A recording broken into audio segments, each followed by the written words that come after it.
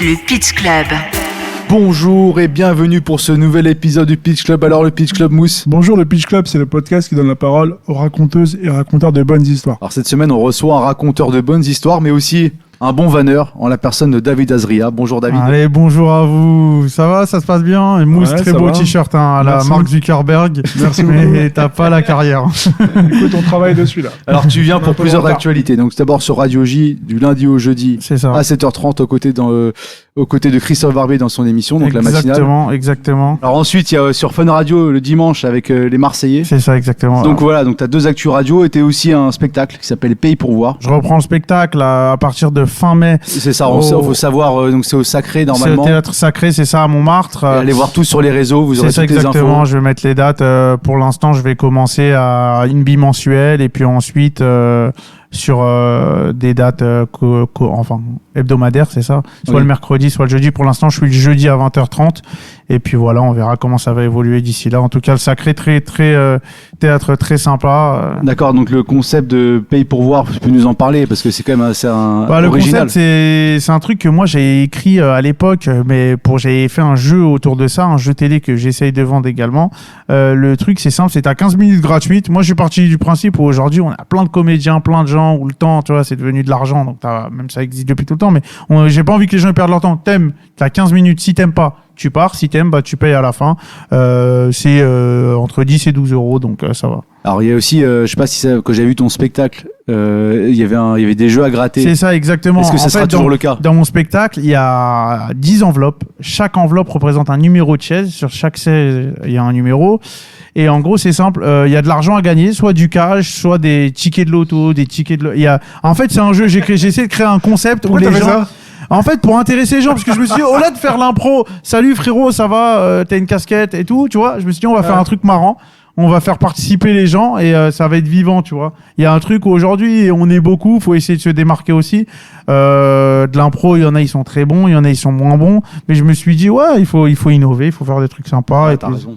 bon délire. quoi. T'as des anecdotes là-dessus sur tes premières? Non, franchement, j'ai Ils sont joué partis millionnaires. 4 fois. Non, un jour, je te jure, j'avais un doute parce que tu sais, je fais gratter un ticket à une nana et la fille, elle gratte et tout. Et genre, elle voulait pas dire si elle avait gagné ou pas. Du coup, je viens et je lui dis, montre ton ticket. Elle voulait pas le montrer. Donc moi, dans ma tête, tu sais, je suis psychopathe. Moi, en plus, je suis un joueur. Et j'arrive, je fais, putain, imagine, elle a gagné la meuf. Parce que je mets les bases, hein. Je dis, si le mec, il gagne 10 000 euros, on partage par contre, parce que c'est moi qui ai acheté le ticket. D'accord. Mais, Du coup, il y avait combien sur ticket? et du coup, il y a 4 euros. Je lui ai fait cadeau, c'est bon. Alors donc ça c'était tes actus quand même qui sont assez foisonnantes et on va te présenter. d'abord. Foisonnante, ça, il est bon, David. hein. Ah mais oui, c'est trouver Pas des assez mots de de plus foot. de 3 syllabes, c'est la langue française. Et donc t'es originaire de Sarcelles. Exactement, moi je viens... Raconte-nous un peu ton quotidien, D'abord, c'était quoi ton enfance à Où Sarcelles? est Sarcelles par Alors, rapport à la France? Moi, Sarcelles, c'est une banlieue du Val d'Oise, 95-200. Moi, je vous explique comment j'ai atterri là-bas. Moi, mon grand-père, c'est une des familles pionnières de cette ville. Ils sont rentrés de mes grands-parents de Tunisie dans les années 60, 64. Et à l'époque, ce qu'ils ont fait, c'est que quand ils sont arrivés en France, il y avait Paris, etc. Mais il y avait la périphérie. À la périphérie, il n'y avait pas grand-chose. Et c'était une ville, Sarcelles, où il fallait tout créer. Et mon grand-père a été un des pionniers. Il a monté tout d'abord une petite synagogue. Le métier de mon grand-père, c'était simple.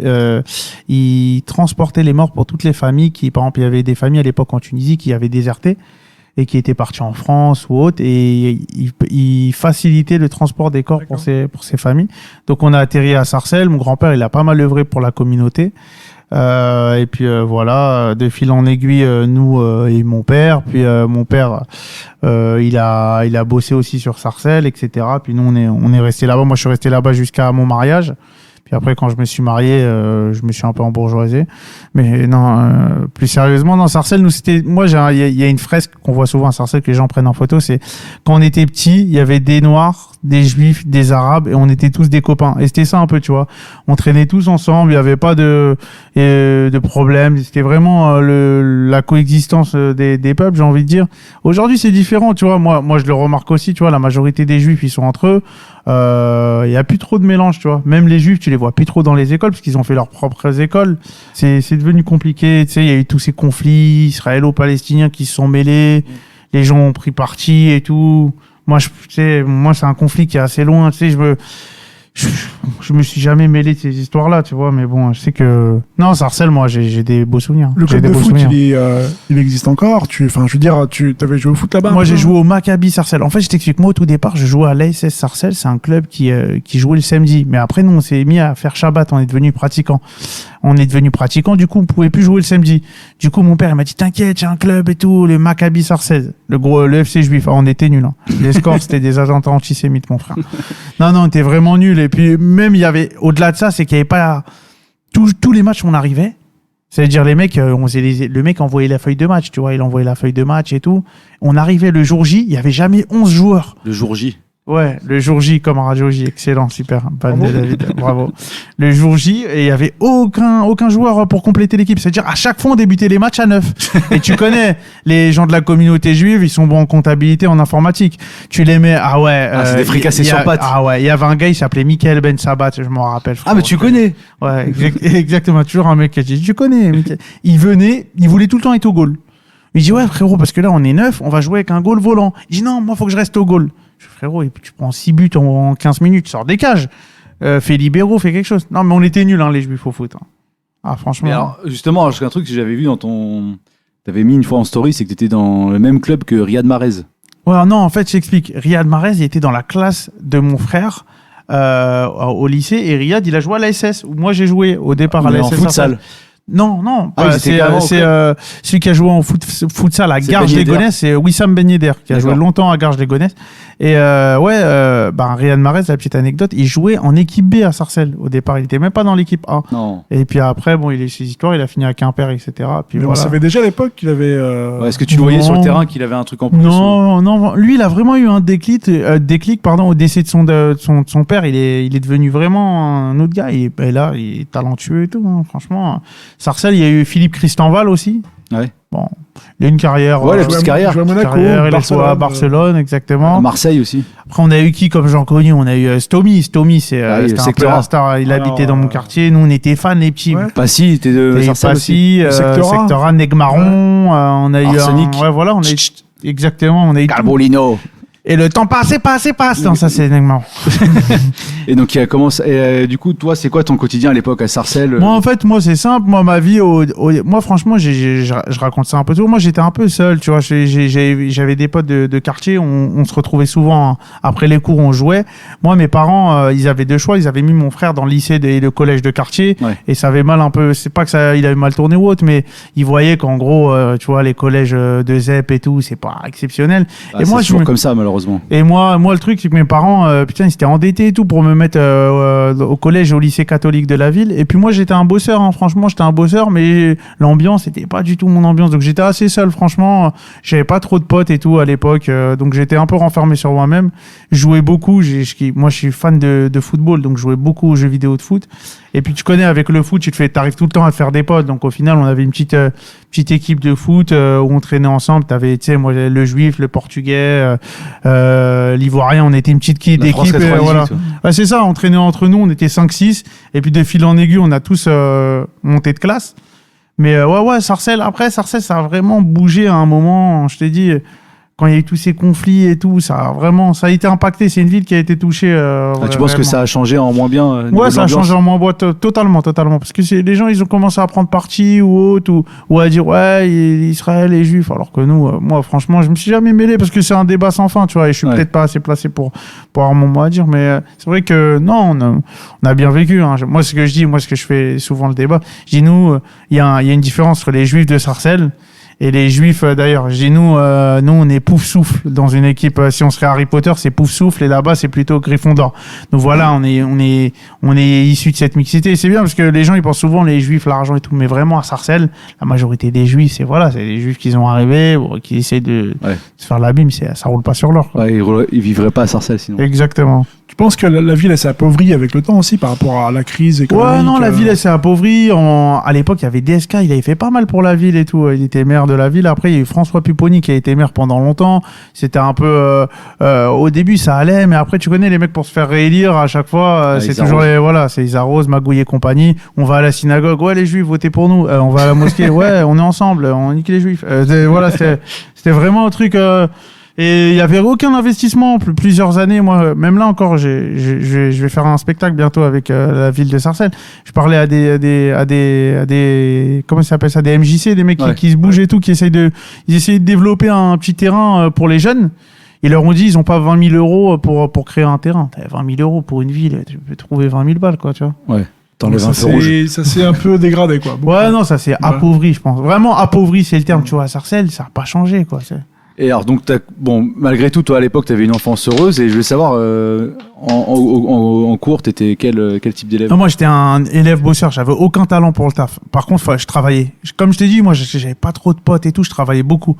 C'est-à-dire, s'il y en a, ils avaient un talent et tout, ils étaient chauds pour arriver à la moyenne. Moi, j'arrivais à la moyenne, mais vraiment ce que je travaillais, quoi. Donc, t'as fait lycée catholique, alors c'était comment Moi, je fais lycée catholique. Au départ, moi, j'ai une vraie vanne sur ça, parce que moi, j'arrive et tout. Et premier truc, ils me disent, aujourd'hui, il y a un cours de catéchèse. Et moi, je sais pas ce que c'était. Il y avait un gars dans ma classe, je lui dis, tu sais ce que c'est, toi, catéchèse? Il me dit, ouais, frérot, là, parce qu'il y avait une église dans l'école. Oui. Il dit, ouais, là, faut aller à l'église et tout. Et moi, tu vois, j'ai cette image de, ouais, t'es juif, t'as pas le droit d'aller à l'église. Et du coup, je vais voir le gars, je lui dis, ouais, non, mais moi, je peux pas aller là et tout. Il me dit, ouais, mais pourquoi? Il me dit, t'as fait ta profession de foi? Je dis, non, moi, j'ai rien fait de tout ça. Ni profession de foi, ni baptême, rien du tout. Je suis juste là, tu vois. Et qui c'est qui donnait les cours? C'était un mec c'était un frère Bruno. Ah, il était en tenue et tout? Je te jure, il était en tenue, je me rappelle un jour. C'est vraie histoire. Et zéro vanne. Et mon père, il m'amène au bus scolaire, c'était en 6e. Et on partait dans une ville pendant 2 jours, ça s'appelait le Marais Poitevin. Et le gars, il dit à mon père, il demande à quelqu'un, il dit, ouais, c'est qui va être accompagnateur du groupe scolaire. Et il y a un parent d'élève qui dit, ouais, c'est frère Bruno qui va accompagner les élèves. Et mon père, il dit, le frère de qui? Je te jure, vraiment, il a dit ça. Le frère de qui? Il a honte, frère. Et en vrai, ouais, moi j'étais pas dans ces délires là. Et en fait, quand t'étais musulman ou juif, t'avais des cours de religion monothéiste. Quand les autres, ils faisaient catéchisme. Ils t'apprenaient les autres religions. C'est ça, ils avaient un livre, tu lisais, mais il y avait rien de ouf. Hein. Franchement, c'était juste pour dire, vas-y, c'est la permanence, quoi. Et donc, toi, t'es bon élève, mais du coup, t'as des bonnes notes. Et moi, j'ai des bonnes notes et j'arrive en seconde, j'ai très bon niveau. Ils me demandent dans quelle section je veux aller. Il y avait, à l'époque, c'était littéraire, scientifique ou économique, social. Et puis moi, je me dis, à l'époque, faut faire S. Parce que si tu veux faire médecine, si tu veux faire ci, moi, je fais S. Mais moi, je détestais la physique-chimie, tu vois, j'aimais pas ça. Les mathématiques, j'aimais bien ce qui était numérique, mais ce qui était géométrie, je détestais. Tu sais, en fait, moi, je suis un mec tangible. Quand je vois aucun intérêt derrière ce que je fais, je laisse tomber, tu vois. Du coup, je laisse tomber, je vais quand même en S. En première, par contre, ma pire année, je déteste parce que je suis avec des gens. J'ai pas eu de chance que tous mes amis ils étaient dans l'autre première S. Ah mince. J'avais demandé de changer de classe, impossible. Du coup, je suis resté dans cette classe-là, et j'avais vraiment des difficultés parce que, tu sais, j'arrivais pas à comprendre pourquoi je faisais ça et tout. Du coup, à la fin de l'année, en première, c'est simple. Ils te demandent est-ce que tu veux aller au bac ou pas, si tu veux repasser. Ils demandent à la majorité des élèves. Moi, j'avais genre 12 de moyenne, 11 de moyenne, 12 de moyenne. J'étais vraiment bon dans les matières littéraires. Genre, si j'avais été en ES, j'aurais été hyper fort. Mais bon, j'ai fait ce choix-là, j'ai été en S. Il y avait du monde dans ce lycée, c'était comme Ouais, il y avait du monde, on était beaucoup en classe, on était 47. C'est-à-dire, tu sais, même quand 47. C'est-à-dire, quand tu voulais demander des questions, t'avais honte, parce que tu dis, tu lèves la main, tu sais pas, tout le monde et tout, ils doivent savoir, toi t'es là, donc tu parlais pas. Et mes parents, ils avaient vu que j'avais des difficultés, ils m'avaient pris un cours particulier à l'époque, Academia, vous vous rappelez ça, Academia? Il y avait un gars, après, on l'a fait sortir d'Academia. On lui a dit, frérot, tu prends 30 € avec Academia, si tu veux, on te donne 20 €, mais que pour toi. Il a dit, ok, bon, vas-y. Allez. Et puis, du coup, t'as eu le bac S? J'ai eu bac S, rattrapage. Rattrapage, on sait que tu l'as eu du premier coup. Non, j'ai bac S, rattrapage, vraie histoire. En maths, vraiment, géométrie, tout ça, la veille du bac. Franchement, je révise, mais je fais matière littéraire, j'ai eu tous au-dessus de 12-13. En anglais, j'ai eu 17. Vraiment, et en maths, le jour de l'examen, la veille, j'arrive pas à dormir. Et genre, je sais pas, j'ai vraiment eu ce syndrome où t'arrives devant ta copie, tu sais plus rien faire. Ouais. T'es là, tu paniques, tu regardes à droite, tu vois les mecs qui sont en train d'écrire et toi, ton cœur, il bat vite. Et franchement, je te jure, cette sensation, même des fois, je fais des cauchemars de me retrouver au bac. Et après, j'ai fait 6 années d'études, mais j'ai eu vraiment cette sensation de peur. Puis après, je l'ai eu au rattrapage, et au bac, au rattrapage, en maths, j'ai eu 18. Bravo. Tu vois. Ah, t'as négocié. Non, quand je suis au coup près, moi, je suis le meilleur. T'as géré T'es au avec pied du mur. T'as Ouais, géré pied avec le d'humour. prof. Comment ça s'est passé? Non, bah en fait, je me suis dit, vas-y, de toute façon, il n'y a plus de solution. Soit tu te retapes 1 an, Ouais. soit là, il faut que tu donnes tout. Donc, Ouais. tu pioches un sujet. J'ai Ouais. pioché un sujet que je maîtrisais plus ou moins bien. Puis après, le Après, mec, ils sont il plus avait- indulgents, on dit. après. Ouais. Et après, les mecs, ils voient la démarche dans laquelle t'es. Ils voient que t'es un branleur toute l'année. Ils lisent Ouais. les commentaires sur tes carnets et tout, tu vois. Ouais, t'étais Limite, pas turbulent à l'école. Non, j'étais pas Quelle note il turbulent, te faut, quoi? Tu veux combien, à peu près? C'est pas ça qu'on Ouais, t'a dit. il te dit, Ouais. il te dit le mec au rattrapage, il te dit, il te manque combien de points. Ouais, Donc voilà. toi, tu viens, tu lui dis, bon, il manque tant de points. Moi, sachant que j'avais pris aussi la physique, puisque j'avais eu 8 ou 9 en physique, au final, j'ai eu 14 ou 13. Donc au final, j'ai eu les points, mais c'est vrai que ça fait un peu paniquer quand t'arrives là-bas. Tu dis, non, surtout, moi, j'avais peur de décevoir mes parents. Et le gros coef, t'avais pris quoi? T'avais pris Le maths gros, ou, non, le gros coef, c'était SVT. J'avais eu 13. Ah ouais, d'accord. Mais c'est un peu D'accord. littéraire. Quoi. Ouais, ça va, SVT, t'apprenais, tu venais, Donc, du coup, t'écrivais. là, tu sors du lycée. Je sors du lycée, je sais pas Ouais. trop faire comme moi. J'ai une vraie histoire et il y a Vas-y. des gens qui l'ont raconté. Et moi, je voulais, tu sais, tout le monde me dit, ouais, faut que tu fasses classe préparatoire aux grandes écoles. Moi, mais non, moi, je connais pas. Je t'ai dit, je suis issu de Sarcelles. Mon frère, il a fait de l'immobilier, on connaît pas grand monde. Je me dis, vas-y, il faut postuler comment? Et moi, en première, j'avais pas des notes de fou. Et en fait, ils te demandent tes dossiers de première et terminale. Et j'ai écrit les classes préparatoires d'Henri IV. Toutes les grandes écoles parisiennes qui faisaient les classes préparatoires. Et un jour, il y a une meuf dans ma classe qui fait David, faut que je te raconte une histoire. Il y a ma tante qui bosse à Henri IV. Elle a reçu un dossier de quelqu'un du Saint-Rosaire. Tu te rends compte, il a osé postuler. Il avait 5 en maths. Ah, c'était moi. Ils t'ont répondu au moins. Ils m'ont jamais répondu. Bah, ils m'ont répondu non, quoi. Ils C'est m'ont quoi dit ça? non. On répond aux gens. Non, mais monsieur. je pense, eux, dans leur tête, ils ont dû se dire, ouais, il est fou, lui, il a envoyé à Henri IV, il a 5 en maths et tout. Mais moi, je me suis dit, en vrai, ils vont voir la note globale. Ouais. et Parce puis- qu'il y avait aussi des fois enfin, ils faisaient en sorte de prendre les élèves des quartiers. C'est ça, c'est ça. Il y avait des Oui, quartiers mais Henri difficiles. IV, ils allaient quand même chercher. Ouais, les du pépites. 25 en maths. C'est ça, exactement. Ils prenaient 5 les en mecs de maths, quand quartiers même, difficiles, mais t'as compris. Et du coup, tu te retrouves dans la finance à faire des études. Moi, je me retrouve. Comment t'arrives en finance, ouais. Moi, Ouais, pourquoi la finance? Parce que Moi, je suis amoureux de l'anglais. t'as pas Je fait kiffe l'anglais. dentiste ou l'avocat. Ben, moi, je déteste le sang, la médecine, tu vois. Pour moi, j'avais, je pense, les capacités de faire médecine, d'apprendre et tout, parce que j'ai une c'est bonne beaucoup de facilité par à apprendre et j'ai beaucoup appris par cœur, que ce soit au lycée, parce que je comprenais pas, donc j'apprenais par cœur pour recracher, et même après en études supérieures. Mais du coup, je me suis dit, ouais, tu veux faire quoi? T'as fait S, soit tu vas partir sur des études en finance, soit tu fais tout ce qui est médecine. Après, y a pas d'autre choix, quoi. Donc, je me suis dit, je vais partir sur de l'économie finance. J'étais à la fac de Cergy, et en fait, ce qui était bien à la fac de Cergy, c'était en anglais. T'avais un test au départ pour savoir si tu pouvais intégrer l'école. On était 24 élèves. Et moi, en anglais, je kiffais l'anglais. Dès le départ, j'avais un ami à moi en 6e, il s'appelait Lionel. Et moi, quand je suis arrivé dans mon école en 6e, ils m'ont dit, vous avez fait allemand en primaire, vous n'avez pas le droit d'aller en anglais. Moi, j'étais dégoûté. Je me dis, mais non, mais moi, allemand, c'est parce qu'ils proposaient rien d'autre à Sarcelles. S'ils proposaient anglais, moi, j'aurais fait anglais. Du coup, ils m'ont dit, si vous voulez intégrer la classe d'anglais, il faut savoir lire l'heure, connaître les chiffres, compter, lire et tout. Et vous avez genre dans un mois, on vous fait un test. Et vous pouvez intégrer la classe d'anglais. T'as tout appris. Donc, du coup, ma mère, elle m'a fait elle m'avait acheté un passeport, là, les passeports anglais, là, les trucs pour tout faire. J'étais chaud. Et j'ai kiffé l'anglais. Et j'étais même premier de ma classe à la fin de l'année en anglais parce que je kiffais. Et j'ai même fini prof de TD à l'université de Cergy. J'ai des cours d'anglais pour arrondir les fins de mois, tu connais. 400 €. Et c'était comment étudier en finance? Déjà, t'étais à quelle fac? Moi, j'étais à Cergy-Pontoise. C'est dans le réputé, 95. Non, franchement, Déjà, c'est Cergy. sectorisation, tu sais. Cergy, franchement, ils ont des profs de qualité parce que tu avais pas mal de bons profs qui venaient d'autres universités de qualité, des profs, des chargés vraiment, vraiment intéressants et tout.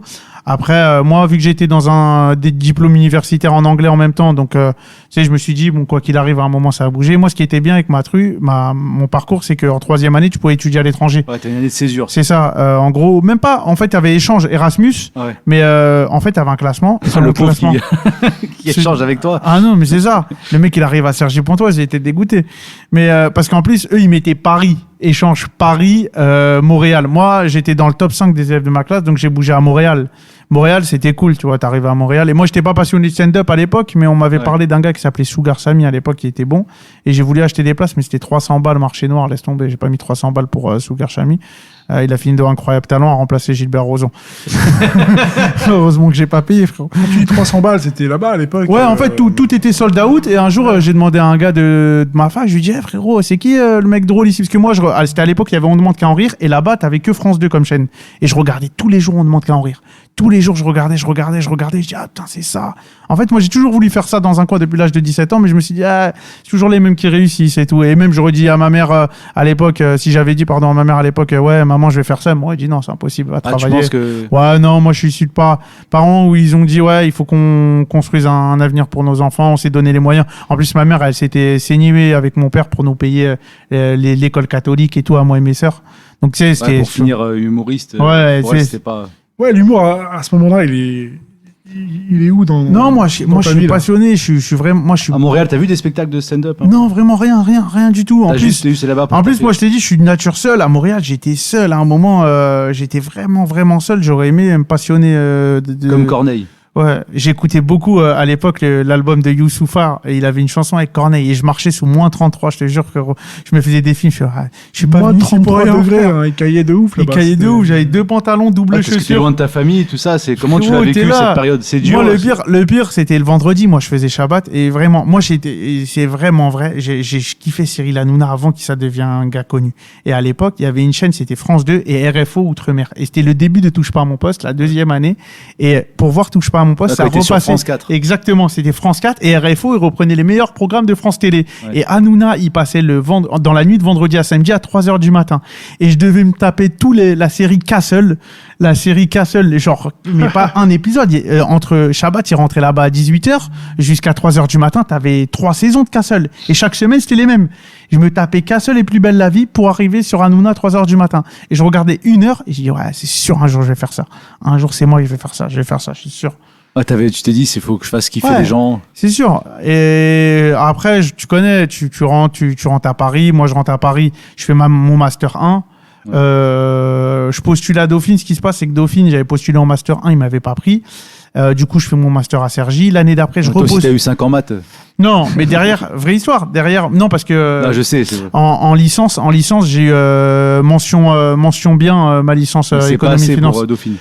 Ouais, non, c'est parce qu'à l'époque, sur leur master, ils recrutaient 20 personnes. Et puis après, bon, ils m'ont pas pris. L'année d'après, je repostule à Dauphine pour le Master 2. Il me dit, ouais, là, du coup, on peut vous prendre en Master 1 et vous faites les 2 années chez nous. Je me dis, ouais, peut-être que c'est bien et tout. Je fais 2 années là-bas et au final, tu vois. Et je me suis dit non, tu vois. Dauphine, pourquoi? Parce que c'était... Parce qu'ils avaient, oui. Dans le top 5 des Master Finance, ils étaient numéro 1. Et moi, j'avais postulé, tu connais, au 1, 2, 3, 4, 5. Et j'étais pas pris chez eux. Du coup, j'étais pris au 3e et j'ai fini au 3e. Je me suis dit, est-ce que ça vaut le coup? C'était l'ESSK, c'est l'école militaire de la finance, là. C'est pas loin, c'est dans le 8e. Et ils ont une bonne réputation parce qu'ils étaient bien placés dans le milieu parisien. Ils avaient vraiment un bon réseau. C'est quoi, toi, tu voulais faire trader à l'époque? Moi, je voulais faire trader. En fait, je me suis dit, je fais de la finance. Le métier top en finance, c'est trader, sales trader, tu vois, ce genre de métier. C'est là où tu gagnes de l'argent. C'est là. Je me suis dit, quitte à pas kiffer ce que tu fais, autant gagner de l'argent, tu vois.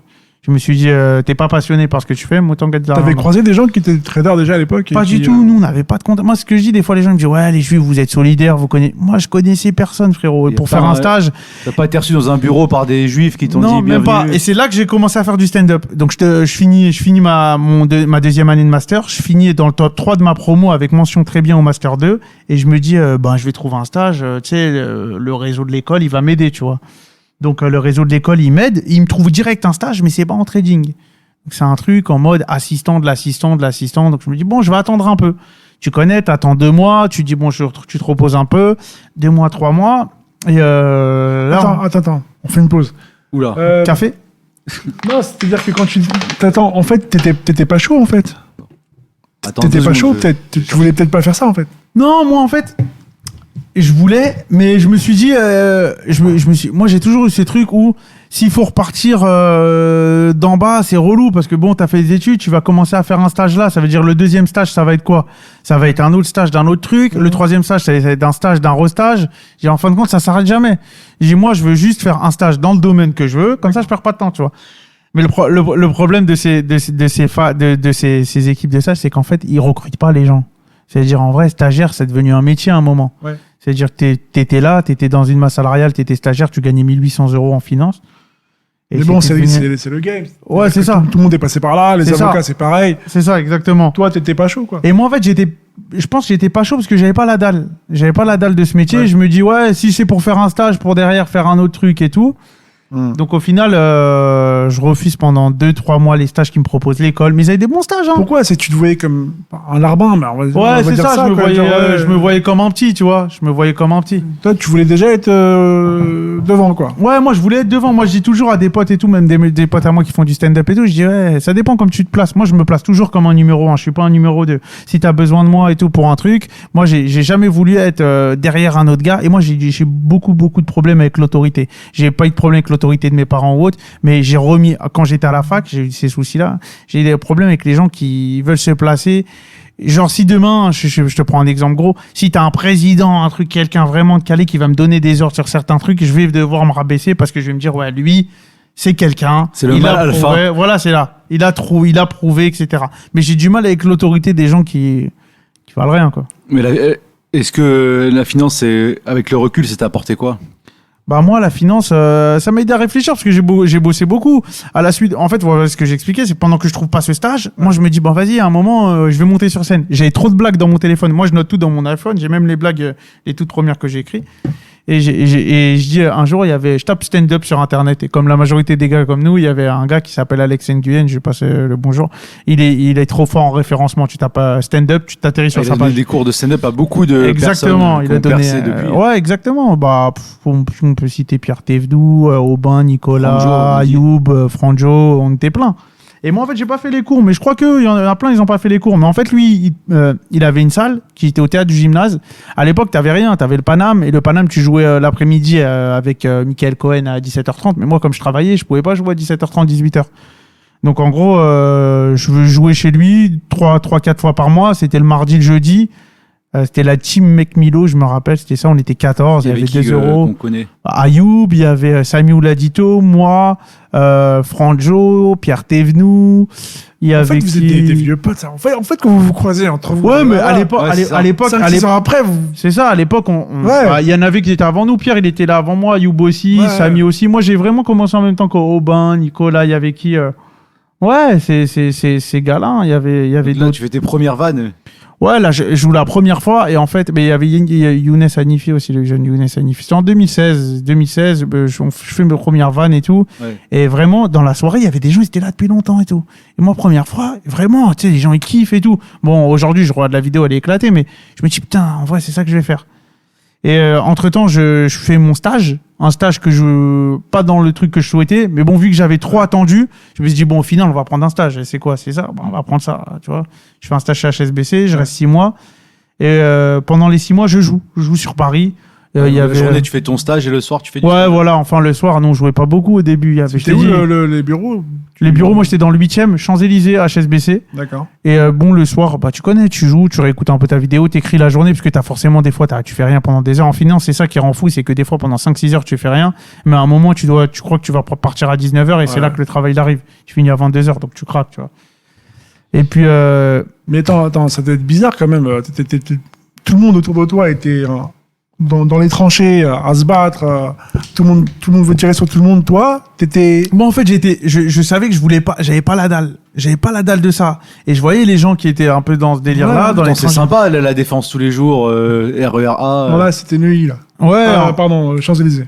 Champs-Élysées. Ouais, donc au final, moi, ce que je me suis dit, c'est, bon, il faut faire quoi? Il faut être dans la finance, être là, t'es là, t'es un peu partout, tu vois, tu sais pas te situer. Donc à un moment, je finis mon stage à HSBC. Bon, je me dis, vas-y, David, faut trouver un truc. Bon, le stand-up, c'est pas rémunérateur. Quand tu débutes au gymnase, on faisait des 3-4 euros. Il y avait rien. Heureusement que j'avais un taf et tout. Et je continue, je bosse à BNP. Je bosse 1 mois à BNP. Au bout d'1 mois, je m'arrête. Je dis non.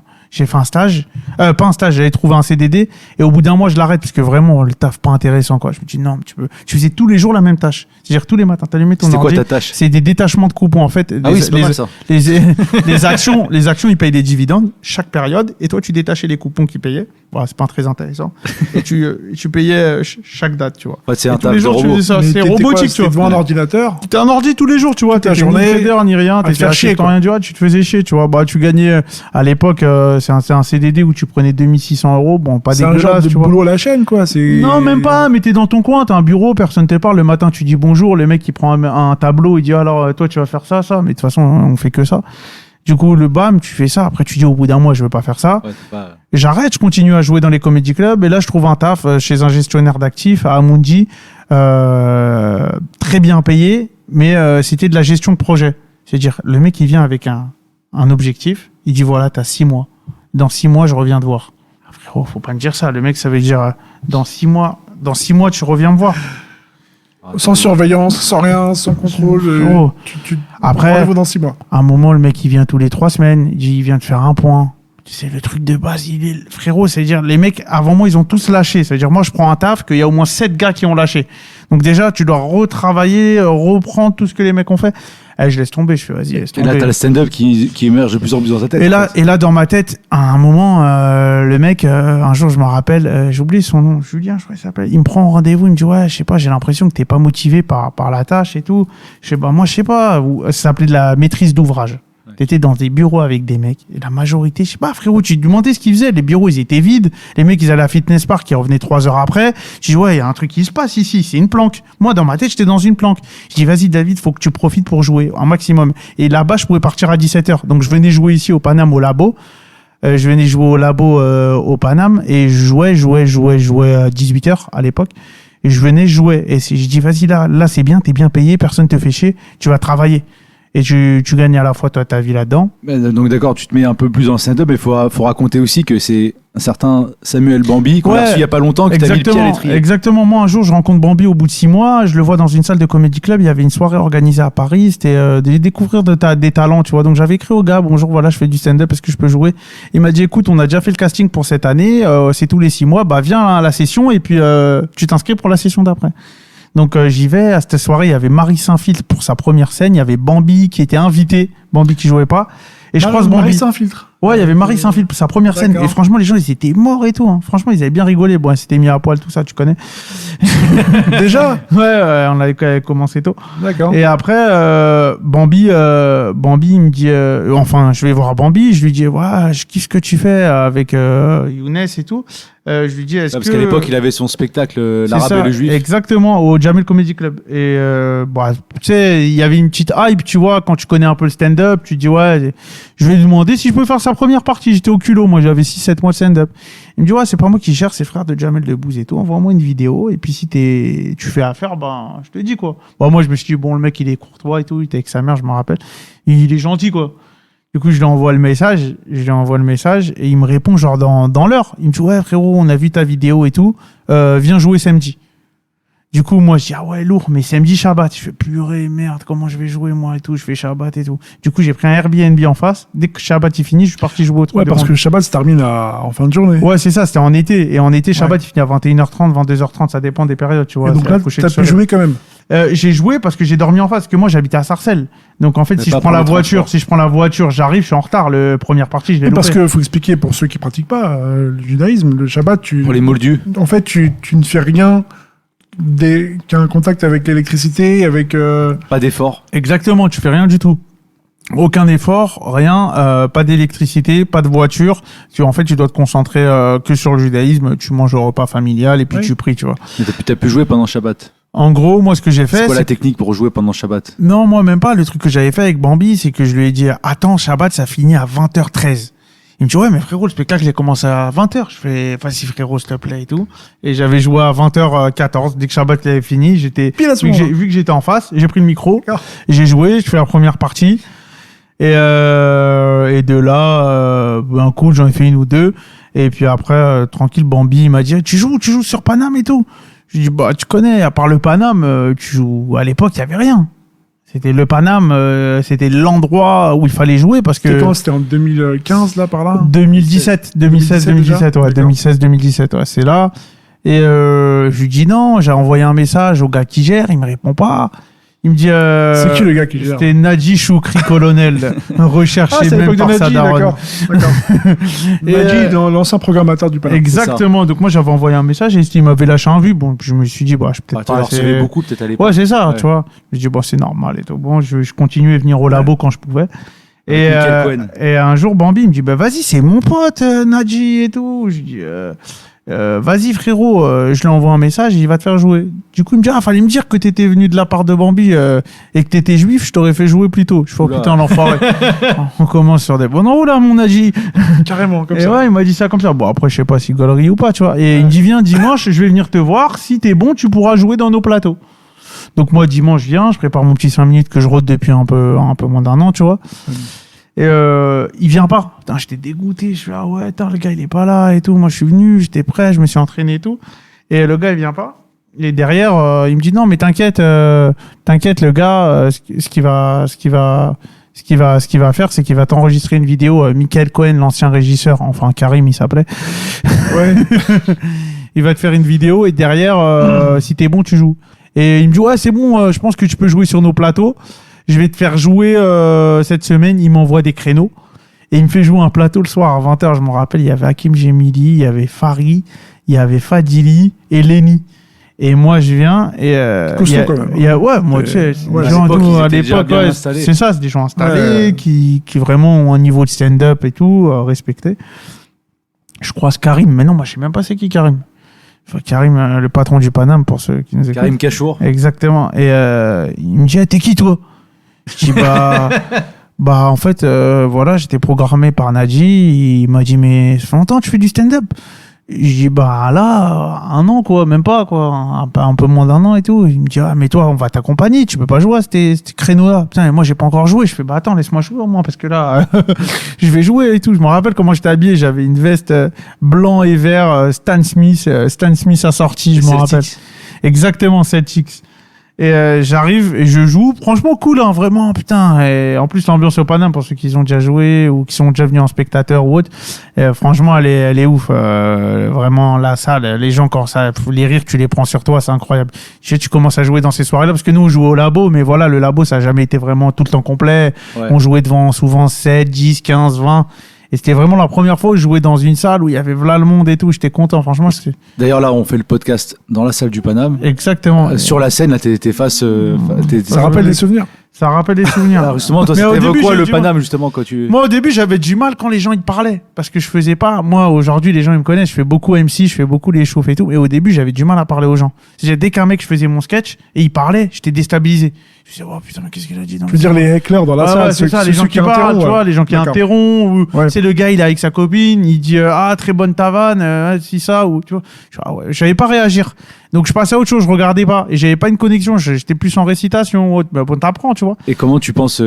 Enfin, comment t'as travaillé là-dessus pour. Un jour, j'ai rencontré Tariq, vous connaissez tous Tariq, Oui, Tariq, on a reçu l'humoriste. quelques épisodes. Voilà, Tariq, il m'a dit, David, t'habites où? Je lui ai dit, j'habite à Sarcelles. Il m'a dit, hey, tu vois, tu viens ici, t'as pas assez de temps de jeu, tu prends 6-7 minutes. Il m'a dit, fais la chauffe, tu vas jouer plus et tu vas te détendre sur scène, tu vas voir, tu vas être plus à l'aise. Bon, du coup, je fais, ouais, moi, j'écoute toujours les conseils des gens. Franchement, j'ai un truc où, que ce soit Pierre, Paul, Jacques, toujours, j'écoute les gens. Je me fais mon avis, mais vraiment, j'écoute les gens. Ils ont plus ou moins plus d'expérience que moi, même moins d'expérience, mais j'écoute toujours. Je vois, il a pas tort. En plus, lui, il a d'expérience et tout. Il m'a donné un bon conseil. Et à partir de ce moment-là, je fais beaucoup la chauffe. Et quand je venais de Sarcelles, c'est-à-dire, je jouais une fois au Paname. Au lieu de jouer 6 minutes, bah, je jouais avec la chauffe, genre 15 minutes, quoi. Donc après, je dis, bah, après, tu commences à être à l'aise, et puis voilà, quoi. Et du coup, tu commences à travailler tes sketchs, t'animes même des plateaux au Paname. Ouais, Ça s'appelait l'équipe du dimanche. C'était l'équipe du dimanche. Le Un dimanche jour, en soir. fait, c'est trop drôle. C'était quoi ça? C'était tous les dimanches à 22h30. Moi, je t'explique, je jouais pas D'accord. le vendredi, samedi avec Shabbat. Donc un D'accord. jour, Karim, il me faisait jouer beaucoup le samedi à 1h du matin. Tu sais, tu connais les plateaux de samedi 1h du matin au Ouais. Paname, c'est comment? tous les mecs, Auxiliens. tous noctiliens, voilà, tous les mecs refoulés du RERB direction Villeneuve-Saint-Georges. Et ils arrivent. Et moi, je me dis, ah ouais, relou, putain. Et j'avais joué, moi, au début, au plateau, l'autre, il m'avait fait goûter, Nadji, aux bêtes de plateau. Ouais. Je me dis, attends, c'est dommage. Et Karim, il me fait jouer le dimanche à 22h30. C'est ça, 22h30. C'est le dernier plateau de la C'est le semaine. dernier plateau de la semaine. Et il était pas rempli, tu vois. Et il était pas rempli. Et un jour, je fais un truc. Et nous, on a un groupe, les feuilles, ça s'appelle Coup de pouce juif. Et je dis, vas-y, je vais mettre dedans. Je mise sur Coup de pouce juif. Et genre, dedans, il y a 100 000 personnes. Et dedans, les gens, ils sont tous venus au Paname. Il y avait plein de monde. Et derrière, ce qui s'est passé, c'est que j'ai joué.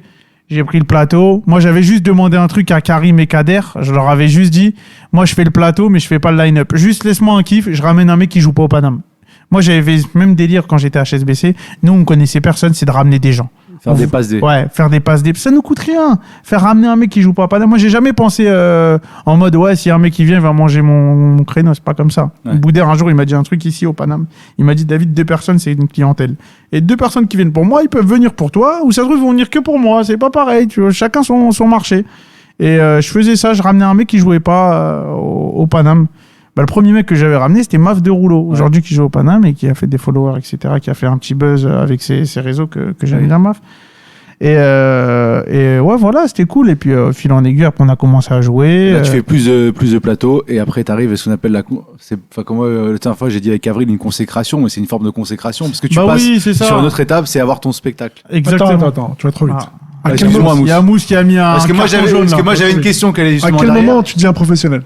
À quel moment tu passes pro? C'est-à-dire que tu moi, je deviens lâches, professionnel, j'arrête en 2018 la finance. Voilà. En ça, fait, c'est important. Là. En fait, je t'explique. Moi, j'étais à HSBC pendant longtemps après. En plus, tu commences à avoir une famille, tout ça. C'est ça. Moi, en fait, je suis en 2018. Je me marie en 2017.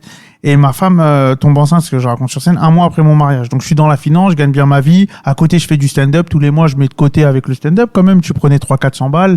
Donc, bon, tu vois, vu que tu gagnes bien ta vie, tu mets ça de côté, t'en fous, bref. Et puis, derrière, je me dis, ouais, mais moi, je vais faire du stand-up, Et en 2018, un jour, je viens chercher mes dates au Paname. Et Karim, il dit, t'es professionnel, toi? Et je dis non, tu vois, il demandait ça aux gens. Et je voyais la majorité des mecs qui avançaient dans le stand-up, qui gravissaient des échelons, c'était des mecs qui faisaient que du stand-up. Il n'y avait pas des mecs qui travaillaient à côté. Et je me suis dit, en vrai, pour être bon, il faut faire que ça. Tu peux pas avoir un métier à côté, il faut se concentrer que sur ça. Donc, moi, je restais à HSBC pendant longtemps. Vraie histoire, parce que j'avais une sextape de mon manager. Vraie histoire. Donc, nous, à un moment dans l'équipe, vraie histoire, je voudrais que raconte cette histoire vite fait. On peut en parler, il n'y a pas de problème juridique là. Ouais, t'inquiète pas, frérot, c'est vraie histoire. Adrien Le Corbeau. Moi, en fait, les avocats et tout, moi, quand je suis rentré à HSBC, je connaissais personne. À la fin, j'ai réussi à faire rentrer 7 gars. On était majoritaires. Et en fait, nous, on était des bosseurs. Moi, frérot, comme ce que je fais au Paname quand je fais MC, je vannais tout le monde. J'arrivais la journée, ça vannait des managers, des N+3, des N+4, des responsables monde. On venait, il y avait des responsables monde, on les vannait. En anglais, en français, on s'en foutait. Et à un moment, le mec, il me prend dans une scène, il fait, ouais, toi, je crois que t'es pas fait pour le monde de la banque, tu devrais faire du spectacle ou autre, ou un truc comme ça. Ouais. Et là, je lui montre une vidéo de moi au Paname. Comme ça. Et le mec, il me dit, ah ouais, je me doutais bien que tu faisais autre chose à côté et tout, nanana. Il me dit, ouais, avec la direction, je pense qu'on va se séparer d'ici 3 mois, voilà, et tout. Et le mec, il me dit ça. Et moi, j'avais la vidéo dans mon téléphone de lui. Du coup, je lui remonte la vidéo. Je fais, ouais, je pense que là, 3 mois, c'est un peu court, on va rester encore. Comment t'as eu cette vidéo? En fait, c'est simple. Moi, je suis rentré chez HSBC grâce à un autre pote à moi. Et le pote à moi était genre le meilleur ami du manager. Et il devait signer un contrat chez HSBC. Et il a jamais signé. C'est-à-dire qu'ils l'ont fait miroiter pendant des années. Il était en CDD, jamais signé de CDI. Et vu que c'était le meilleur ami du manager, quand à la fin ils lui ont pas signé son CDI, il a craqué. Et on avait un groupe WhatsApp des gens de la boîte. Alors enfin, ceux qui restaient, on n'était pas beaucoup, vu qu'il y avait moi et mes potes. Ouais. Il a envoyé la vidéo dans le groupe. Donc, comment il a eu la vidéo? En fait, lui, c'était son meilleur ami de manager. Mais comment il a... En fait, à l'époque, il faut savoir que tous les jeudis soirs, les traders du 8e et tout, ils faisaient la fête, tu vois. Ah. Puis eux, ça commençait au comptoir de l'Arc derrière les Champs-Élysées et ça finissait après dans les boîtes, les dancing, tu vois, les trucs comme ça. Et moi, j'étais pas dans ce délire-là parce que bon, j'étais avec ma femme et tout, mais moi, je me rappelle avec mes potes quand on partait du comptoir, il y avait toujours ce gars, il sortait tout le temps avec le gars. Et il allait avec le gars. Et un jour, un matin, il arrive, il fait, ouais, il s'est passé un truc de ouf hier, frérot, il s'est passé un truc de ouf. Et vraie histoire, lui, il renvoie la vidéo au manager. Il envoie la vidéo au manager et le manager, sa femme, elle était ouf parce qu'il s'était déjà marié 2 fois, elle savait que c'était un peu un queutard et tout. Et elle tombe sur la vidéo. Et dans la vidéo, il est dans le noir, le mec avec une autre gars, et il l'appelle. Et il lui dit, ouais, c'est qui sur la vidéo? Et il a expliqué à sa femme que c'était pas son mari. Ouais. Il l'a couvert. Donc il était bien. Donc lui, il devait faire signer CDI et tout. Et pendant 1 an et demi, ils l'ont fait miroiter. Il s'est rien passé. Il a craqué. Il a envoyé la vidéo. Donc t'as la vidéo, et là, donc tu lui montres. Et là, je montre la vidéo au gars. Là, le gars, il me dit, ouais, comment t'as la vidéo, nanina. Ah, il savait qu'il y avait une vidéo, lui. Bah oui, parce qu'il savait, il avait déjà reçu sur son téléphone. Donc lui, déjà, dans sa tête, il sait très bien que c'est le gars qui me l'a envoyé. Parce que c'est le gars qui était avec lui. Il s'est dit, ouais, le gars, vu qu'il a mal pris le fait que je signe que je signe pas, il a dû faire un coup de rage. Avant de partir, il a envoyé la vidéo à tout le monde. Sauf qu'il l'avait envoyé dans le groupe où on était, quoi. Donc, du coup, toi, tu fais quoi? J'ai écoute, moi, pour l'instant, je vais pas partir dans 3 mois. Il y a ma femme qui va accoucher. Il faut que j'assure mes arrières. Et je voulais à tout prix acheter une maison à ce moment-là. Donc, je me dis, putain, si j'ai rompt mon CDI et tout, j'étais pas yambe. Et au fin de compte, j'achète pas de maison parce que je trouve pas ce que je voulais. Et à un moment donné, je dis, un jour, je le prends dans un bureau et je dis, tu sais quoi, je pars dans un mois, là. Il me dit, t'es sûr et tout? Et limite, pourquoi tu veux me garder? Il me dit, non, t'inquiète. Il me dit, ouais, du coup, la vidéo, je fais, t'inquiète pas, ta vidéo sortira pas, frère. Rien à faire. Bien sûr. Supprimé, je m'en foutais. Et donc là, tu te mets à fond dans le stand-up. Et au bout d'un moment, quand tu fais des plateaux, tu fais pas mal de sketchs que tu révises, tu décides de faire ton spectacle. Alors, j'avais une question par rapport à ça. À quel moment tu penses que t'es prêt pour te dire, je vais faire 1 heure? En fait, quand tu joues beaucoup, à un moment, tu te dis, j'aimerais bien jouer plus longtemps. Ouais, parce que Karim, il t'avait dit le fait d'être professionnel. Ouais, non, c'est ça. Mais à un moment, moi, en 2019, moi, j'écris beaucoup de concepts télé. Là, j'ai vendu un de mes concepts et j'écris beaucoup de concepts télé. Moi, je suis passionné télé. J'adore Cyril Hanouna et tout à l'époque. Et je croise Mourad Winter. Je sais pas, vous connaissez Mourad Winter, je sais pas si vous l'avez reçu et tout. Mourad, il me dit, David, franchement, t'as une idée de caméra cachée, elle est folle, faut qu'on la présente à Cyril. Mourad, à l'époque, il travaillait avec Camille Combal. Et Mourad, il met en contact avec Cyril et son équipe. J'arrive à présenter mon idée de caméra cachée. J'avais piégé l'équipe de Validé, Franck Gastambide, Brahim Boulel, Hakim Gemili et Anwar Toubali, là. Et direct, mais j'avais tout fait, je m'étais démerdé, je faisais caméra cachée pour eux. À chaque fois, ça se faisait pas. À un moment donné, on sait pas, ça a pas matché. Il y a eu des petites histoires, etc. On passe. Et puis moi, je dis ouais, mais moi je veux vraiment faire ça, tu vois, je veux me professionnaliser là-dedans. Et puis après, je jouais tous les jours. Mais tu vois, tu joues 7 minutes, 6 minutes, 7 minutes, 6 minutes. Et moi, je me lasse vite des textes que je joue. Donc je me dis bon, ça c'est bon, c'est validé 5 minutes, ça c'est validé 5 minutes. À un moment, j'avais 45 minutes, je dis ouais, faudrait faire un spectacle. Après j'ai dit vas-y, j'ai lancé. Et cette année, je fais des petites actus à droite à gauche, donc je me suis dit il faut lancer le spectacle, tu vois. Après il est pas au top, bien sûr. Demain, je vais pas jouer dans une grande salle, mais je rôde. Il évolue, mais justement, ça t'apporte quoi quand tu joues sur 1 heure par t'as le temps, plateau, t'as tu joues 10 minutes max. T'as le temps de poser des histoires. Tu sais, quand tu viens dans une salle de stand-up comme au Paname, il y a 5-6 humoristes. Déjà, les premières vannes, tu dois faire comprendre aux gens que t'es marrant. T'as niqué 2 minutes déjà.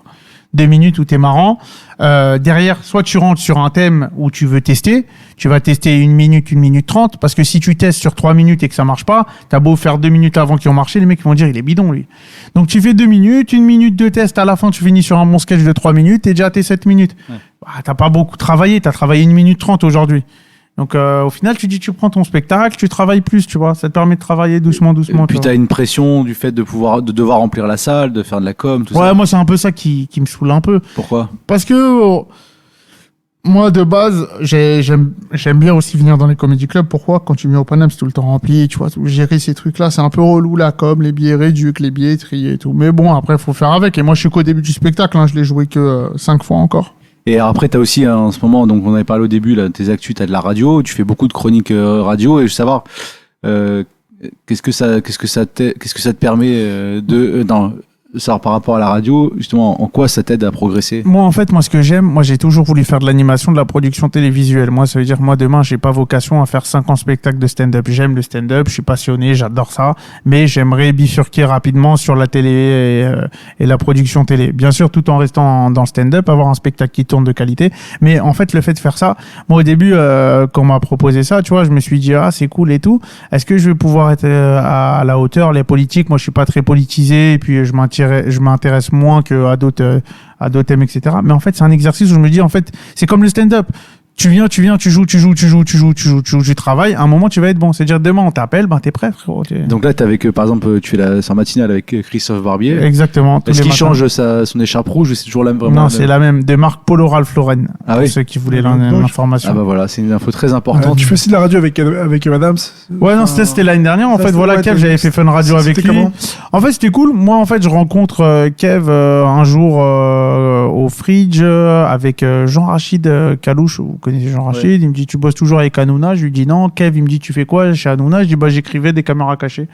Il me dit, bah, nous, on a une émission. Je lui dis, ah, bah, j'aimerais bien y participer si tu veux. Bah, tranquille, en tout bien, tout honneur. Je t'écris les thèmes et tout. Bah, au début, j'écrivais les jeux, les chroniques, les trucs. Et un jour, il m'a dit, je veux pas venir autour de la table. Je suis venu autour de la table, j'ai fait des blagues. Moi, je dis, ah, putain, t'es Rama. En fait, t'as un roster. Parce que Ouais, voilà, c'est ça. quoi un roster Mousse, toi, qui Allez, connais Mousse. le terme Roster, c'est un gars qui se fout de la gueule d'autres gens. C'est ça, ouais, en fait, ouais, le rose, ça a été popularisé aux États-Unis. Il y a Mousse qui a fait un très bel article dans le Wheel of Comedy où il en parle. Ah ouais, c'est vrai. Oui, Et, sur le passage de Dave Attell et de... Il y en avait deux en fait. C'était sur les roasts de Comédie Centrale qui étaient diffusés. Et puis aussi, il y avait un spectacle un peu roast de Dave Attell et Jeff Ross. Ouais.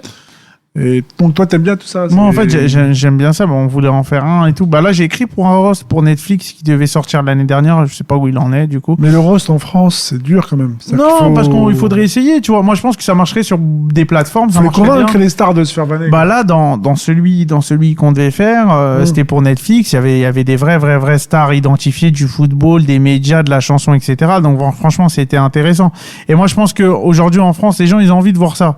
C'est la réalité. En fait, le rose, pourquoi les gens rigolent? Parce qu'il y a une part de vérité. Oui. Quand ils font les roses sur ils ont fait un rose sur les Kardashians là, je sais pas si vous avez la vanne, c'était tous ceux qui ont essayé de sortir avec les filles Kardashian, que ce soit des chanteurs, des rappeurs, ils ont raté leur carrière. Même le père, il est devenu maire. Et tu vois, il y a un fond de vérité. Et je pense que nous, on a un truc à faire en France. Faudrait développer ça. Et moi, ce que j'essaye de faire à la radio, c'est un peu clasher les gens, tu vois. C'est ça, et ce qu'on faisait aussi. Et ça t'apporte. Enfin, est-ce qu'on dit aussi que le cerveau, on peut le muscler avec ce genre d'exercice, de t'imposer un exercice, de faire une chronique à chaque fois. Du coup, c'est complémentaire avec le travail de stand-upper. Bah en fait, ça te permet d'écrire. L'avantage, c'est que quand tu fais du stand-up, des fois, tu dis non, je vais pas écrire sur l'actualité parce que bon, l'actualité, les vannes dans une semaine, 2 semaines, ça se trouve, elles vont être perdues. Mais après, quand tu les fais dans des chroniques, t'es obligé de surfer sur l'actu et ça te fait écrire, ça fait muscler ton cerveau. Ça, t'écris, moi, j'écris tous les jours 5 minutes. 5 minutes x4, ça fait 20 minutes par semaine nouvelle. Il faut trouver de la vanne, de la punchline. En plus, des fois, t'as des invités, ils sont éclatés au sol. L'économiste qui a mangé 2 galettes à l'hypercachère de Sarcelles. Voilà, il y a rien du tout, tu vois. Mais des fois, il y a des mecs intéressants. Comment tu vois le métier, là, évoluer ? Maintenant que t'es dedans, t'es professionnel. Non, moi maintenant je suis intermittent. À côté j'ai la radio, j'ai vendu un concept télé, j'ai 2-3 trucs encore. Maintenant, moi je vois le métier du stand-up, c'est nickel. Il y a plein de comedy clubs qui ont ouvert, ça. Il y a aucun souci. Il y a plein de comedy clubs. Tu peux te professionnaliser, c'est bien. On voit plein de jeunes qui émergent, qui arrivent à jouer. Après la différence, c'est nous aujourd'hui, moi des fois je vois des jeunes qui viennent d'arriver, ils jouent déjà. Nous, on se dit, ah non, à notre époque, on jouait pas déjà, tu vois, à ces créneaux-là. Mais bon, en fait, c'est la conjoncture qui fait ça. C'est qu'aujourd'hui, il y a plus de plateaux. Il y a plus de plateaux. Les bons, ils peuvent pas jouer partout. Les moins bons, il en faut aussi. Les débutants, quoi. Quand je dis les moins bons, c'est ceux qui débutent. Mais du coup, c'est normal d'accéder au plateau. Aujourd'hui, dans des plateaux, tu as 3-4 anciens et puis 2-3 nouveaux, c'est normal. Tu vois. Oui, puis c'est des 2-3 nouveaux, des fois, qu'on jouait pas mal de fois déjà dans d'autres plateaux qui sont plus C'est ça, petits. exactement. Donc en fait, ils peuvent progresser plus vite. Et ils progressent plus vite. Nous c'est pas qu'on progressait moins vite ou on travaillait moins ou autre, mais c'est qu'à notre époque, le temps de jeu, il y avait pas de terrain. Et on était beaucoup pour un seul terrain. Il y avait un terrain, c'était le Paname. Et le saut gymnase, tu jouais 1 fois, 2 fois par mois, pas plus, quoi.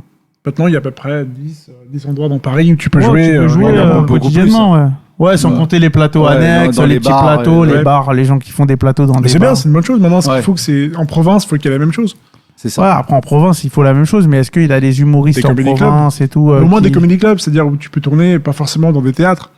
Que tu puisses retrouver l'ambiance des comédie clubs. C'est vrai qu'il n'y a pas trop pour l'instant en province d'endroits où ça joue régulièrement. Ouais, non, en province, il ne passe pas grand-chose, mais après, la conjoncture, elle est dure. Toi, tu devrais aller jouer en province un peu Ben, là, j'ai fait pas mal de dates avec Kev Adams, on est parti jouer en province, mais c'est différent, on joue dans des grands théâtres, tu vois. C'est des grandes salles. Ouais, c'est des trucs organisés. Quoi, c'est ça, trucs organisés, mais quand tu joues dans des petites salles, en province, s'il y a des organismes. En fait, je pense que les gens, ils devraient s'organiser autour de ça. C'est un gars, il vient ici, il prend une petite bande d'humoristes, il dit voilà, moi j'ai un petit théâtre à Lille, j'ai un petit théâtre à Nantes, on va tourner tel, je vous paye sur toute la semaine, puis je vous gère tout ça, les hébergements, parce qu'après voilà, c'est sympa de jouer à l'extérieur, mais je vais pas aller jouer à Nantes si je vais mettre 300 € de ma poche pour dormir, pour l'essence, pour le truc, quoi. Oui, et puis ça vous permet de voir un autre public, peut-être tester d'autres vannes. Oui, bien sûr. Et en plus, les gens, ils sont moins gâtés qu'à Paris, tu vois. Donc là, t'as ton nouveau spectacle. Tu vas reprendre. Paye pour voir.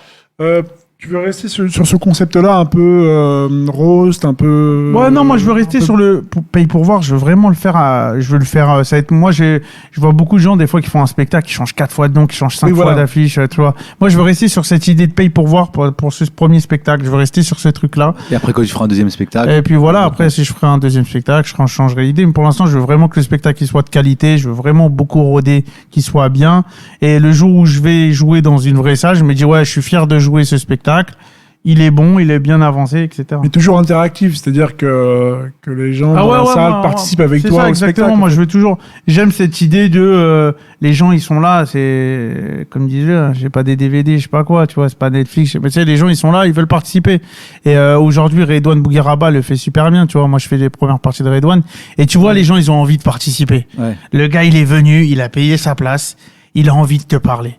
Et comme les gens à la fin, où ils te voient, ils veulent faire la photo avec toi. Genre, à l'époque, il n'y avait pas les photos, les trucs. Les gens, bon, il y avait les autographes.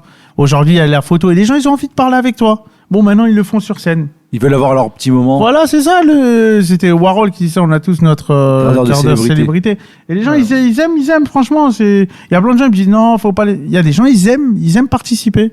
Et toi, tu vois le public de Redouane, une différence par rapport aux autres publics que tu as pu voir en première partie? Moi franchement, là, j'ai fait première partie d'Ahmed, j'ai fait Redouane. Moi, j'ai fait souvent Gad Elmaleh aussi. Redouane, j'ai fait la première partie de Gad aussi. Ça, on va en parler juste avant de terminer parce que c'est quand même un truc. Et pour redire à Redouane, franchement, il y a une atmosphère. Moi, jeudi, là, j'ai fait la première partie de Redouane à l'Européen. C'était incroyable l'ambiance, les rires, les gens, ils étaient.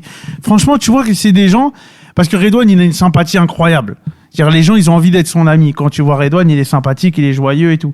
Et donc, et je pense que ça se transmet aux gens. Et les gens, avant de venir, ils étaient contents, quoi. Tu veux dire qu'ils chahutent le public, c'est sa gueule? Non, pas du tout. Mais les gens, ils sont contents. Ils sont là, tu sais, tu connais, quand t'es MC, tu vannes les gens, ils aiment bien rigoler sur les autres, mais quand ça rigole sur eux, ils sont moins. Ouais, c'est comme aller voir un concert de rap. C'est ça, exactement. Tu sais que tu vas kiffer. Voilà, et je pense qu'aujourd'hui, on est arrivé avec les réseaux sociaux aussi à avoir une proximité avec les gens, et je pense que c'est obligé, moi, aujourd'hui, d'avoir des gens comme ça. Alors aussi, tu as fait la première partie de Gad Elmaleh en février. Exactement. Février 2022, raconte-nous comment c'est arrivé. En fait, c'est simple, tu vois, moi, j'ai connu Gad en 2017 ici, vraie histoire. Et moi, je me rappelle, je sais pas, c'était David. C'est en 2018 qu'il est. 2018 qu'il commence à venir ici. 2018, ouais. 2018, et j'étais avec Karim, on était t'étais là aussi, David, je crois. Je sais pas si t'étais là. Et il y avait plein d'humoristes autour de lui. Et Karim, il me dit, en fait, il avait fait une espèce de Master Gad. Ouais, c'est ça, exactement. Pendant quelques, il était resté quand même longtemps, avec 1 heure à parler avec les petits humoristes. Plein d'humoristes et tout, à l'époque. Et Karim, il me dit, bah, vas-y, va parler avec eux. Tu sais, moi, j'osais pas et tout. Il me dit, vas-y, là, il a pris un café, ramène le café à la table, tu poses. Je te jure, je prends le café, je le renverse sur Gad. Non. Je te jure. Frérot, je lui dis, qu'est-ce que je vais faire là-bas? Et puis, de fil en aiguille, au début, tu sais, c'est normal, c'est Gad, tu vois. Au début, il te parlait pas trop parce qu'il se dit, bon, voilà, tranquille, les gens, c'est Gad, quoi, tu vois. Et les gars, il a fait sa vie, nanana. Et puis, au fur et à mesure, on a appris à se connaître, s'est croisé beaucoup de fois dans les comédie clubs. Les mecs, ils te prennent au sérieux quand ils te voient, en fait. Le mec, il te voit, il t'a vu sur scène, il te prend au sérieux. Parce qu'il était au même stade que vous, parce qu'il est revenu remettre son titre en jeu, en quelque sorte. En fait, c'est ça. Gad, ce qui a été bien, et nous, les humoristes, on respecte beaucoup, c'est les gens qui viennent avec nous jouer. Le combat, il est là. Moi, j'ai moins de respect pour les gens qui louent des salles, qui vont jouer devant leur public, tester leur vanne. Il y a quoi le risque? Tu joues devant des gens qui sont là pour toi. Quoi qu'il arrive, on rigole à tes blagues. Des fois, Gad, il venait ici, t'arrivais, il aime bien ce terme, c'est des fois, il y a des mi-cuits. T'as des mecs, frérot, on est à moi, il y a des gars, personne sait qui c'est. T'arrives, t'es là, Gad Elmaleh, le mec, vas-y, ok. Et on a vu des gens ici, on citera pas des noms très connus, qui sont venus dans la foulée, vu que Gad a vraiment ramené beaucoup de monde dans ces comédie clubs et qu'on revoit plus. Qu'on a vu des grands noms aussi venir ici. Qui n'ont pas duré parce qu'ils ont vu la difficulté. Voilà, etc. Et on lui. peut quand même dire des noms. Non, on veut pas d'histoire. On tire pas sur les ambulances. On tire pas sur je les vois très bien qui en parle. Non, mais t'as des gens, et on regarde aujourd'hui, depuis 2018, ça fait 4 ans. À part Gad, il y a Kev aussi qui a ouvert son comédie club, qui a fait les comédie clubs. C'est ça. Mais on n'en voit pas beaucoup, tu vois. Et justement, est-ce que pour toi, c'est une leçon d'humilité de voir un mec comme Gad remettre son titre en jeu? Au-delà de remettre son titre en jeu, c'est des gens, ils connaissent le game du stand-up. Le game du stand-up, c'est de venir dans les comédie clubs, travailler. Il y a Farid aussi qui l'a fait. Il vient dans le comédie club, il travaille, ils viennent, ils jouent, ça marche pas, ils rentrent chez eux, ils retravaillent. C'est pas des gens qui vont louer des salles à Lille à Mandelieu la Napoule, ils vont jouer devant 300 potes à eux. Les mecs ils ont acheté, ils sont contents parce que généralement les places sont à 70 balles, là ils sont à 20 balles et ils vont rigoler à toutes tes vannes et c'est des vrais gens, tu vois. Et est-ce que c'était comment du coup la première partie Ouais, sur moi scène, c'était ça en fait, j'étais 4500 personnes devant toi. moi Gad C'est- il m'a dit C'est passe. ton record. Ouais, j'ai jamais joué devant autant de gens. Et en fait, j'ai joué avant Tariq. Tariq, il vient et Gad, il me fait, ah, t'es chaud ce soir, Azria, t'es pas venu pour rien au Dôme, tu vas jouer. Il me dit, vas-y, je te donne un micro. Je fais, mais non, j'ai rien préparé. Il me dit, vas-y, dans 5 minutes, là, tu prends le micro. C'était pas tu prévu? viens. Non, je Non, veux dire, t'arrivais comme ça, mais c'était non, pas... en fait, Gad, il me dit, viens ce soir. Je viens avec Tariq. Je me pose et on est dans la loge et je fais que des vannes. Je vanne tout le monde. Il me dit, ah, t'es trop chaud ce soir, tu vas pas jouer. Je lui dis, non, tranquille, tu connais, frérot. Moi, je suis là pour passer un bon moment. Et je voulais voir le spectacle de Gad, je te jure. Parce que j'avais vu au Paname, j'avais vu D'accord. dans les comédie clubs. Et je me suis dit, vraiment, j'ai envie de voir dans une salle. Ah, c'est surprenant. C'est voir ce que c'est. Mm. Il me dit, vas-y, prends le micro, tu fais 5 minutes. Ouais, je fais 4-5 minutes avant Tariq. Et puis, c'était cool, non? C'est un bon gars, c'est vraiment quelqu'un. Et comme tu dis, voilà, au-delà de remettre son titre en jeu, il vient, il donne des petits conseils à chacun. Il T'es t'a pas donné des obligé, conseils tu vois. par exemple, qui t'ont servi. Ouais, non, lui, les premiers conseils qu'il a dit, c'est toujours rester au contact. Tu vois, tu restes, tu viens, tu joues. Tu viens, tu joues, t'es là. Il faut rester au contact, Bah, jouer. c'est ça, parce qu'aux États-Unis, dans les gros comedy clubs comme le Cellar, tu peux voir des grosses têtes d'affiche Ah bah, c'est ça. qui ont des spectacles et qui Ouais, viennent tu vois tester. ça dans le documentaire Comédienne de Jerry Seinfeld où il te montre comment il revient sur scène après la série. En fait, ce qui se passe aux États-Unis, Ouais. c'est les gars, je crois qu'il m'a raconté ça, ou Kader Raoun, je sais plus.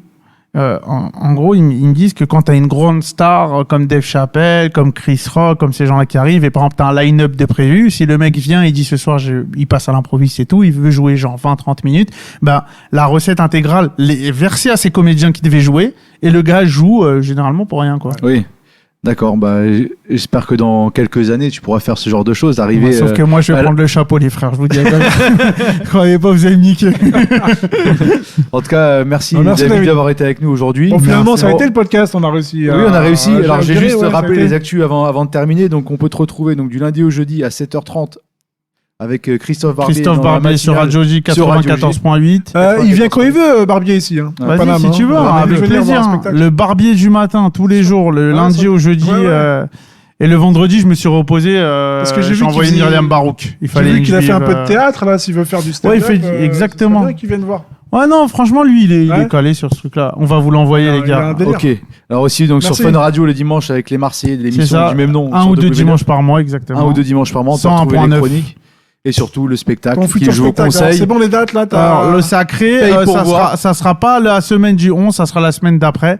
Donc, je pense à partir du 20 et quelques mai, ça sera le jeudi à 20h30. Voilà, venez. Donc, Ok, paye pour cool. voir. vous. On va venir. Merci, Bon. David. Merci à Merci vous. d'avoir été avec nous et on se Au retrouve revoir, la messieurs, semaine dames. prochaine pour un nouvel épisode du Je Pitch vous Club. bénisse. Le Pitch Club.